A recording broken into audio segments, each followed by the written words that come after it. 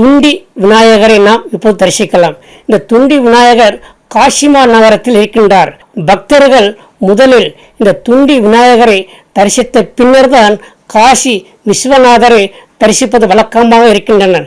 இதனால் காசி நீங்கள் சென்றால் முதலில் துண்டி விநாயகரை தரிசித்து பின்னர் காசி விஸ்வநாதரை தரிசிக்கலாம். அவ்வாறு காசி செல்ல முடியாத பக்தர்கள் துண்டி கணபதிக்கு பதிலாக பிள்ளையார்பட்டியில் உள்ள கற்பக விநாயகரை தரிசித்து நீங்கள் பயன்பெறலாம்.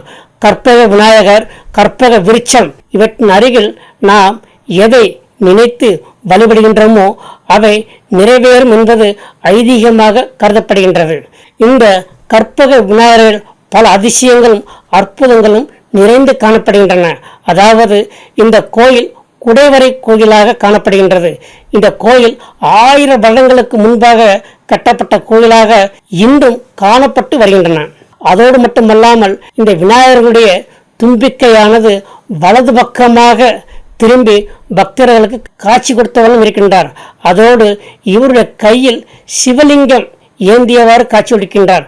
காரணம் என்னவென்றால் கசமுகாசுரனை போரில் வென்ற பாவத்தை போக்குவதற்காக இவர் சிவபெருமானை நோக்கி தவம் இருந்ததாக இந்த ஸ்தல புராணங்கள் கூறப்படுகின்றன.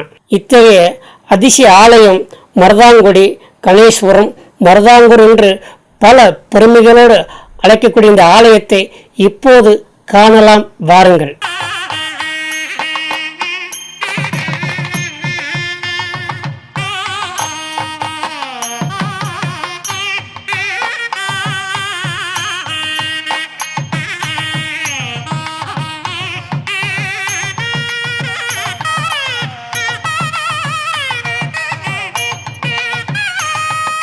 இந்த மேற்கண்ட காணொலியில் பார்க்கப்பட்ட ஆலயத்தில் விநாயகர் சதுர்த்தி 10 நாட்கள் விமர்சையாக கொண்டாடப்பட்டு வருகின்றன. அவற்றில் 9வது நாளில் இந்த விநாயகருக்கு சந்தன காப்பு விழா நடைபெறுகின்றது.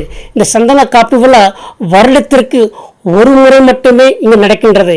இந்த சந்தன காப்பு விழாவில் பல்லாயிரக்கணக்கான மக்கள் கண்டு களித்து ஆனந்தத்தை அடைந்த வண்ணம் இன்றும் இருக்கின்றனர். இத்தகைய அதிசயமும் அற்புதம் நிறைந்த கற்பக விநாயகரை தரிசிக்க வேண்டுமென்றால் முதலில் நாம் காரைக்குடிக்கு செல்ல வேண்டும்.